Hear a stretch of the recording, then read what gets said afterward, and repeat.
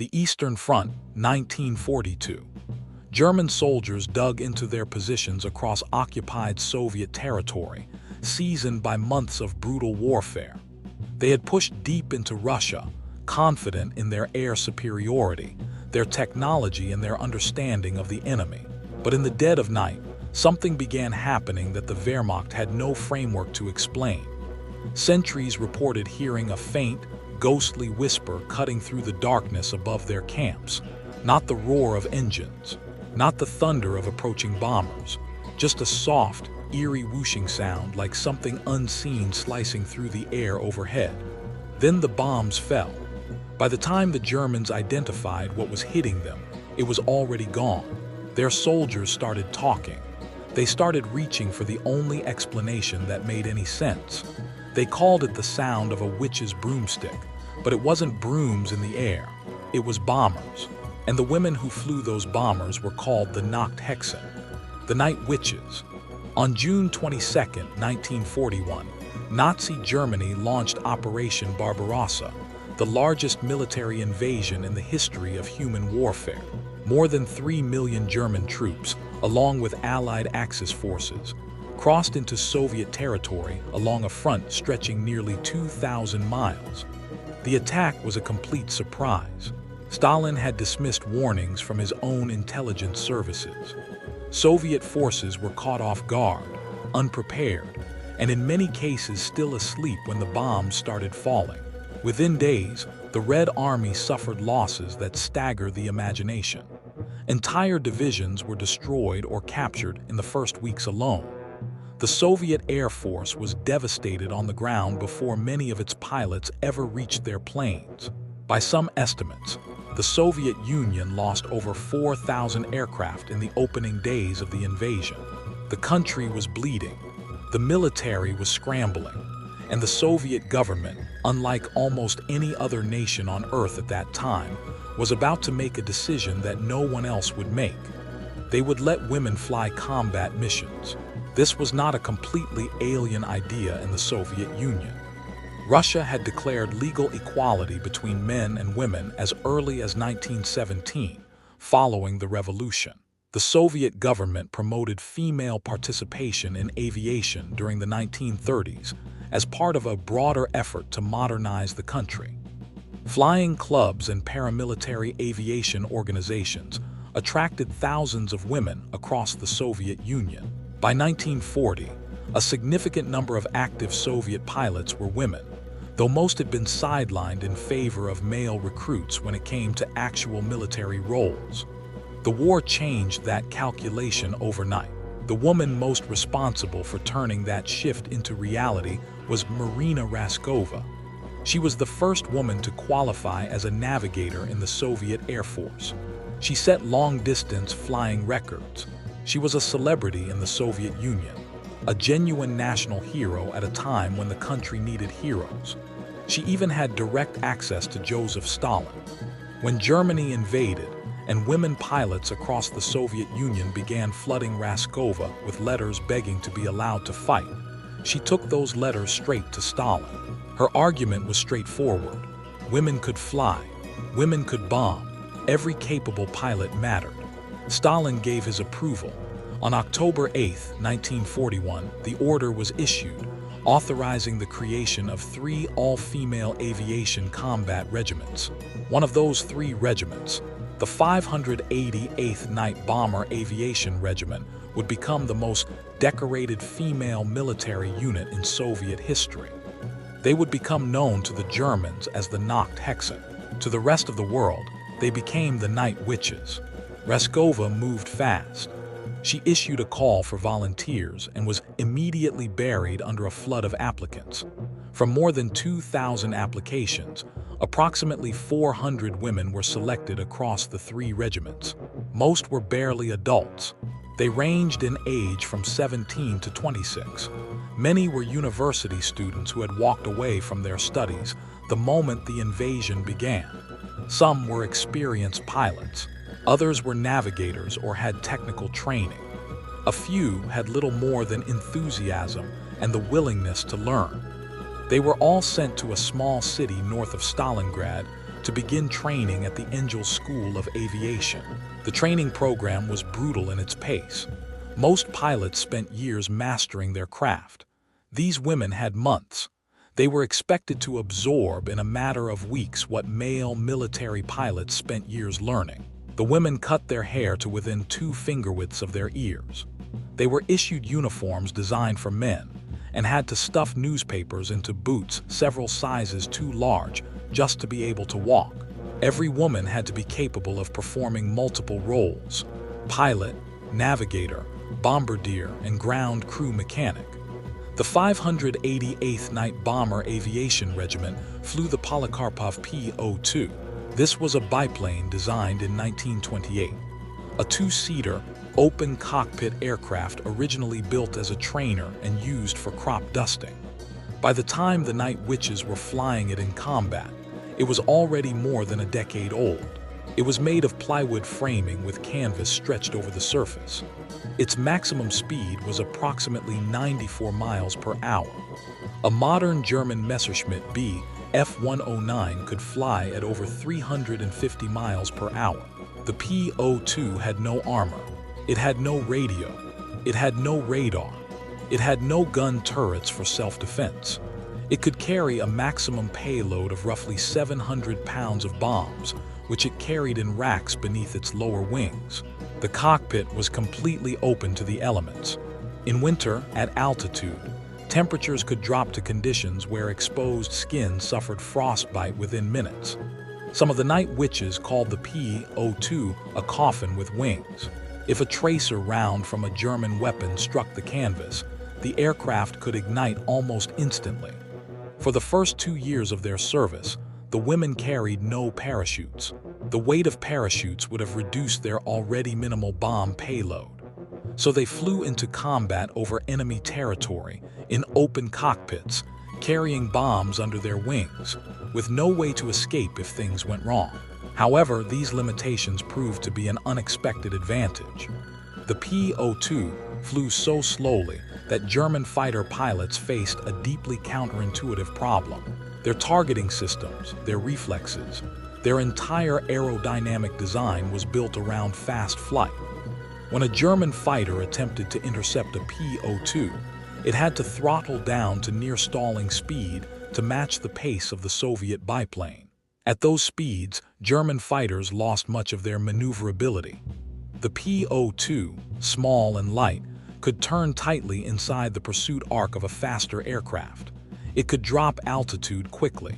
It could hug the terrain in ways that fast-moving, modern aircraft simply could not match. The Germans found, to their considerable frustration, that hitting a P-02 was not as simple as it should have been. As a result, the German military immediately offered an Iron Cross, one of their highest military decorations, to any Luftwaffe pilot who managed to shoot down a Night Witch. This was a tacit admission that downing these planes was harder than it looked. The most lethal weapon the Night Witches carried was not a bomb. It was a tactic. The 588th developed a system for their night raids that continued to capitalize on their aircraft's limitations. They flew in formations of 3. The first 2 aircraft would approach the target, drawing the attention of German searchlights and anti-aircraft crews. Those crews would light up the sky, tracking the 2 decoys. The decoy planes would separate, splitting the beams and the fire. In that brief window of chaos and distraction, the 3rd aircraft cut its engine entirely. With its engine silent, the P-02 became a glider. It made almost no sound at altitude. German radar technology of the era could not detect it. Infrared detection systems could not pick up a cold engine. The aircraft simply materialized above its target, invisible and nearly soundless, except for the wind moving through its wing struts and bracing wires. That sound, that quiet, eerie whistle in the dark, was the witch's broom that German soldiers heard before the bombs hit. Then the pilot restarted the engine, throttled to full power, and vanished back into the night before the Germans could reorient and fire accurately. Nadezhda Popova, who would become one of the most celebrated pilots in the regiment's history, described what it felt like to fly those missions. She spoke of looking down from the open cockpit at German campfires and supply depots below, knowing that the flash of a single match could betray a position. She spoke of returning from missions with her feet frozen in her boots and her face numb from wind exposure. She spoke of nights when she flew so many sorties that she lost count. On nights when conditions were right, a single crew would launch as many as 18 separate combat missions before dawn. They would land, reload their bombs, refuel, and go back up, again and again and again until the sky began to lighten. The 588th flew their first combat mission in June 1942. German forces in Ukraine became their first target. The reaction from the German military was immediate. Railway lines were disrupted, supply depots were destroyed, fuel stores burned, and the psychological impact on German ground troops was profound and sustained. The night witches did not just bomb targets, they denied German soldiers sleep. Night after night, the knowledge that silent aircraft might appear overhead at any moment kept sentries on edge and troops nervous. The constant harassment wore on morale in ways that conventional daytime bombing raids often could not. Despite their success, these missions were still very challenging for the 588th Regiment. Nina Raskova flew a mission in late 1942 that illustrates what they endured. Anti-aircraft fire blew away the bottom section of her cockpit, leaving her legs dangling into open air above the ground below. She was wounded and bleeding. German searchlights then locked onto her aircraft and blinded her. She did not know which direction she was flying. She was bleeding, blind from the lights, flying a crippled open cockpit biplane over enemy territory. She navigated back to Soviet lines and landed. German soldiers began talking about these phantom raiders with a combination of fury and fear. They described the Soviet pilots as something beyond human, assuming that women capable of navigating in complete darkness, with no instruments beyond a map and compass, must have supernatural ability. Rumors circulated among German ranks that the night witches had been given special injections that granted them cat-like night vision. Some said they took pills that enhanced their senses beyond normal human capacity. The truth was considerably more mundane. The night witches were simply very well trained, and they practiced their navigation skills relentlessly. At the same time the Germans were mythologizing them, the night witches were dealing with a different and in some ways more grinding problem. Their own side did not always respect them. Male Soviet pilots and commanders frequently dismissed the women of the 588th as a novelty act. Some male officers openly questioned whether women belonged in combat aircraft at all. Mechanics sometimes refused to service their planes.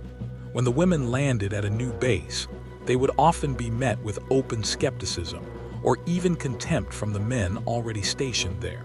The night witches responded to this by simply flying more missions. They hit their targets with greater precision. They showed up night after night, regardless of weather, regardless of casualties, regardless of what anyone thought of them. The combat record spoke for itself, and eventually it spoke loudly enough that even the most resistant male officers had to acknowledge what the 588th was accomplishing. Between missions, the women did what young people do. They told stories. They sang. They kept small personal items in their cockpits, tokens from home. They wrote letters. They decorated the noses of their aircraft. They maintained their humanity in conditions designed to strip it away. In February 1943, the Soviet military formally recognized the regiment's performance by awarding it the Guards designation. And in October, they were redesignated the 46th Taman Guards Night Bomber Aviation Regiment. The Taman designation honored their operations over the Taman Peninsula in the Caucasus region, where some of their most intensive missions had been flown.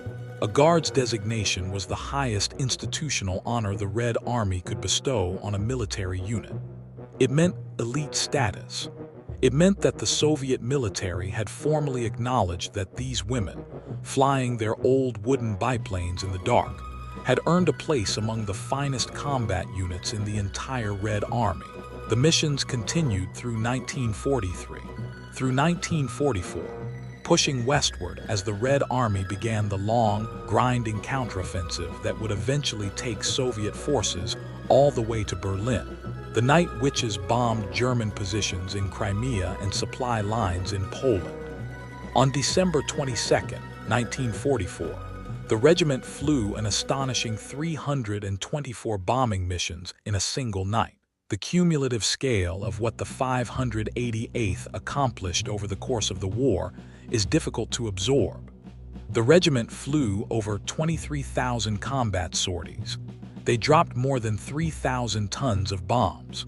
They hit enemy crossings, bridges, fuel depots, artillery positions, troop concentrations, railway lines, and supply warehouses. A typical Night Witch pilot flew approximately 800 individual combat missions over the course of the war. 23 members of the regiment were awarded the Hero of the Soviet Union, the highest honor the Soviet state could confer. It was the most decorated female military unit in the entire Soviet Air Force. 32 women of the 588th did not come home. Marina Raskova, the woman who had convinced Stalin to let women fly combat missions, died on January 4, 1943.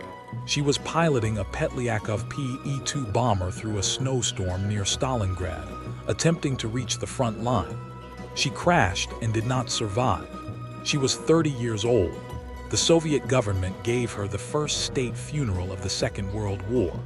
Her ashes were interred in the Kremlin Wall, one of the most honored burial sites in the Soviet Union. Nadezhda Popova survived the war. She flew 852 combat missions. She was shot down multiple times and survived. After one particular raid, she landed and discovered her aircraft had been struck by 42 separate bullets. She went back up. After the war, she married a fellow Soviet fighter pilot and worked for decades as a flight instructor. When asked how she had managed to do what she did, night after night, in a plywood biplane over enemy territory, she would sometimes pause and say that she stared into the darkness and tried to imagine herself back there, as a young girl in her little bomber, asking how she had done it. She died 2013 at the age of 91. She and all the women of the 588th were driven by something that did not bend. The Soviet Union they loved was being invaded and destroyed. The people they knew were dying. They had the ability to fight, and they refused to be told they could not. When the war in Europe ended in May 1945, the Soviet Union prepared for its victory parade in Moscow. It was meant to be the greatest military parade in Russian history, a celebration of the Red Army's triumph over Nazi Germany. The units selected to march represented the pride of Soviet arms. The Night Witches were not included. The official reason, stated without apparent irony by Soviet military officials, was that the P-02 aircraft flew too slowly to participate in a military flyover. The regiment that had flown over 23,000 combat missions, that had bombed the Wehrmacht from the Caucasus to the outskirts of Berlin, that had earned the Guard's designation, and filled the Soviet Union's highest medal rolls with women's names, was left out of the celebration because their planes could not keep up. The regiment was formally disbanded not long after the war ended. The women who had survived were largely discharged from military service. The Soviet military returned, quickly and quietly, to its pre-war posture on women in combat. Some of the former Night Witches found work in civilian aviation. Others moved into factories or professional fields. Many married and raised families. Most were not offered the military career continuations that were available to male veterans of comparable service records. In time, the world caught up to their story. Some of them lived long enough to see documentaries made about their regiment, long enough to give interviews to historians who finally understood what they were looking at. Nadezhda Popova, who had once looked out of an open cockpit in winter with frostbitten hands and made 18 round trips over German positions in a single night, lived long enough to tell her story. She closed her eyes, she said, and she could still see herself up there.